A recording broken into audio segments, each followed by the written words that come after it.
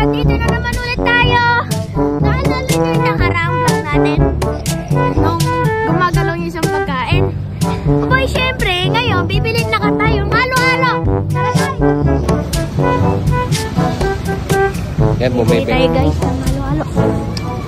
4 na piraso. So,